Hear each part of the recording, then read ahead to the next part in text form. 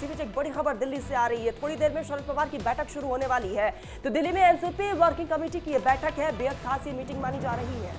इस वक्त की बड़ी खबर आपको बता रखी है दिल्ली से। थोड़ी देर में शरद पवार की अहम मीटिंग शुरू होने जा रही है। इसके साथ साथ आपको बता दें दिल्ली में एनसीपी वर्किंग कमेटी की ये बैठक है।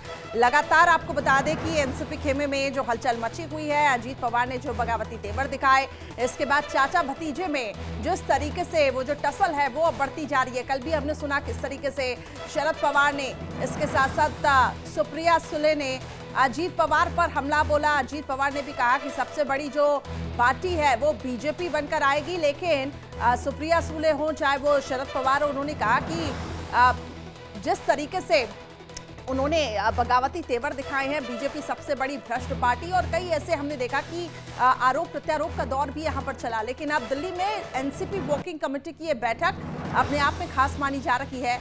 आगे की रणनीति पर चर्चा होगी। 5 तस्वीरें आपको दिखा रही हैं। 2 जुलाई 2023 को जब अजीत पवार ने यहां पे बगावत की और शपथ ग्रहण बीजेपी उन्होंने ज्वाइन की। 4 जुलाई की भी तस्वीरें आपको दिखा रहे हैं कि चाचा ने भतीजे को जो चुनौती दी कि अब वरिष्ठों को आपने बहुत मौका दे दिया, लेकिन अब नए चेहरों को भी आप मौका दें, और उसके बाद सियासत गरमाई हुई है। बिल्कुल, वैसे भी तस्वीरें आपकी टीवी स्क्रीन पर है कि किस तरीके से बगावती तेवर जो है वो साफ तौर पर देखने को मिल रही है। और ये आज की तस्वीरें हैं जहां से थोड़ी देर बाद जो है मीटिंग की शुरुआत होने वाली है, क्योंकि शरद पवार और सुप्रिया सुले जो है इस वक्त दिल्ली में मौजूद है। और ये तीसरी तस्वीर तरन्नुम, एनसीपी पर कब्जे का दावा जब दोनों ही गुट में देखने को मिला। एक तरफ शरद पवार तो दूसरी तरफ अजीत पवार भी। दिल्ली में शरद पवार जो मीटिंग कर रहे हैं वो तस्वीरें लगातार दर्शकों को दिखा रहे हैं। और 5 जुलाई की तस्वीर जब दोनों खेमों की तरफ से शक्ति प्रदर्शन यहाँ पे किया गया। अभितोष लगातार हमारे साथ बने हुए हैं, सीधा अभितोष की तरफ मैं रुक करूंगी। अभितोष, एनसीपी वर्किंग कमेटी की बैठक है, इसका क्या एजेंडा रखा गया है? क्योंकि फिलहाल आगे की रणनीति पर भी यहाँ पे चर्चा की जाएगी, लेकिन जो हलचल मची है महाराष्ट्र से लेकर दिल्ली तक, अभितोष, यहाँ पर सियासत गरमाई हुई है।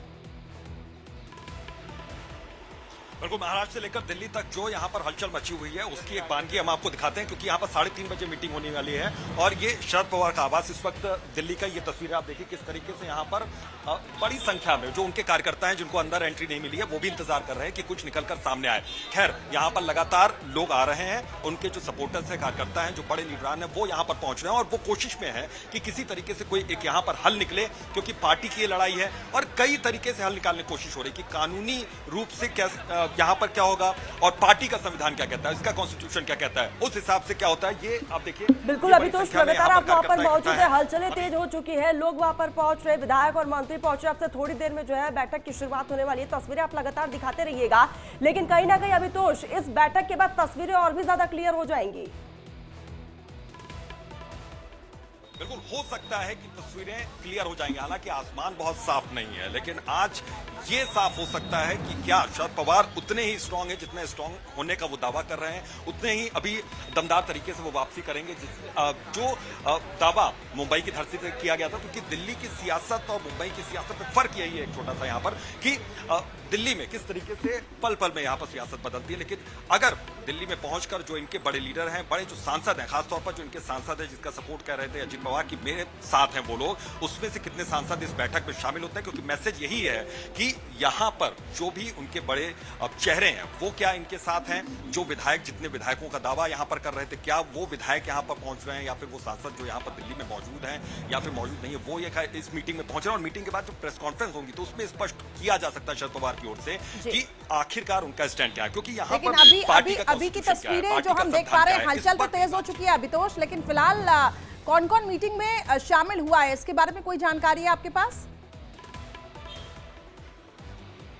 देखिए, अभी किसी ने कुछ भी कैमरे पे कहने से इनकार कर दिया। किसी चाको साहब वो बाहर निकल गए, वो वापस अभी लौटे नहीं है। उन्होंने कहा कि मैं 15-20 मिनट में वापस लौटूंगा, जब मीटिंग हो जाएगी, जब प्रेस कॉन्फ्रेंस हो जाएगी, उसके बाद हम कुछ कह सकते हैं स्पष्ट तौर पर। लेकिन अभी कोई भी बात करने को यहाँ पर तैयार नहीं है। खैर, बड़े बड़े चेहरों की बात करें तो जैन पाटिल यहाँ पर होंगे, शरद पवार, सुप्रिया सुले, जितेंद्र आभाड़, ये 3-4 कुछ एक ऐसे बड़े चेहरे जिनका बार बार जिक्र कर रहा हूँ। सुप्रिया सुले ने किस तरीके से कल स्टैंड रखा मुंबई में, वो भी आपने देखा। और सुप्रिया सुले का ये स्टैंड रखने का जो तरीका था, उन्होंने कहा कि नंबर्स, अगर उम्र सिर्फ एक नंबर्स, और नंबर्स का ही यहाँ सारा खेल हो रहा है कि कितने विधायक हमारे साथ हैं, कितने विधायक हमारे साथ नहीं है।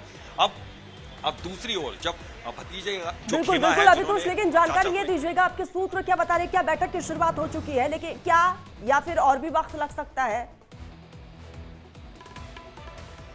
देखिए अभी थोड़ा वक्त लगेगा यहाँ पर, क्योंकि 3:30 का वक्त, पहले ये 3 बजे का वक्त था, लेकिन अब 3:30 का वक्त यहाँ पर तय किया गया, क्योंकि अभी भी जो गेस्ट हैं, जो यहाँ पर मीटिंग में शामिल होने के लिए जो बड़े चेहरे हैं, वो अभी भी वहाँ पर आने का सिलसिला लगातार जारी है। गेट की तरफ भी आपको देखिए कि किस तरीके से भी कार्यकर्ता बाहर इंतजार यहाँ पर कर रहे हैं। ये तस्वीर एक बार मैं कहूँगा कि डीपी जी एक बार तस्वीरें यहाँ पर दिखाइए, किस तरीके से यहाँ पर कार्यकर्ता इंतजार कर रहे हैं। हालांकि एंट्री बहुत ज्यादा मिली नहीं कार्यकर्ताओं को अभी, लेकिन उनको इंतजार है कि कोई बड़ा लीडर आएगा और उनकी तस्वीर स्पष्ट होगी, क्योंकि वो साफ तौर पर कह रहे हैं कि हम शरद पवार के साथ हैं और पार्टी के परंपरागत हम समर्थक हैं, उनके साथ हमेशा रहेंगे। वो ये स्पष्ट तौर पर कहने की कोशिश कर रहे हैं, लेकिन उनको भी अब कहीं ना कहीं एक दुविधा वाली स्थिति, एक डायलेमा वाली स्थिति है कि क्या कुछ तस्वीर आज क्लियर हो पाएगी, क्योंकि ये जो पिछले कई दिनों से जो हाल यहाँ पर बना हुआ है, वैसी ही तस्वीर क्या अभी निकलकर सामने आएगी, अभी भी दुविधा वाली स्थिति रहेगी, या फिर कुछ तस्वीर यहाँ पर क्लियर हो सकती है। खैर, इसके लिए थोड़ा इंतजार करना होगा, क्योंकि 3:30 का वक्त यहाँ पर तय किया गया है मीटिंग के लिए। उसके बाद 4:30 बजे के आसपास एक प्रेस कॉन्फ्रेंस होंगे और प्रेस कॉन्फ्रेंस में काफी हद तक क्या एक्शन होगा, अगला कदम क्या होगा और किस तरीके से यहाँ पर बातचीत होगी और क्या यहाँ पर अब आर पार की लड़ाई यहाँ पर लड़ी जाएगी और क्या सुप्रीम कोर्ट की चौखट पर ही कोई फैसला होगा, ये सब कुछ यहाँ पर स्पष्ट हो सकता है। सारा खेल अभी तो सारा खेल जो है वो नंबर गेम का है। दावा दोनों ही तरफ से किया जा रहा है कि हमारे पास नंबर्स है, लेकिन क्या लगता है आपको कल जिस तरीके से जो बॉडी लैंग्वेज कॉन्फिडेंस था सुप्रिया सूले में, शरद पवार में, वो कहीं ना कहीं ये झलकाता है कि कुछ रणनीति के तहत अब आगे चीजें हो रही हैं। लेकिन अजीत पवार के खुलासे के बाद क्या माने, क्या पटकथा पहले ही लिखी जा चुकी थी? बिल्कुल, अजीत पवार के खिलाफ हो सकता है कि कोई प्रस्ताव यहाँ पर पास किया जाए, पार्टी का संविधान क्या कहता है उस लिहाज से कुछ यहाँ पर कोई एक निर्णय लिया जा सकता है, एक फैसला लिया जा सकता है। लेकिन इसके लिए थोड़ा सा इंतजार इसलिए करना जरूरी हो जाता है, क्योंकि पिछले 3-4 दिन से जिस तरीके से हालात यहाँ पर बने हुए हैं महाराष्ट्र में, मुंबई की राजनीति में, उन हालातों को देखते हुए उनके मद्देनजर ये कहा जा सकता है कि स्पष्ट अभी भी कुछ नहीं है। कल काफी हद तक स्पष्ट हुआ था जब यहाँ पर पाटिल साहब निकले थे। और ठीक है, आप नजर बनाए रखिएगा। अभितोष, आपसे अपडेट्स हम लेते रहेंगे। फिलहाल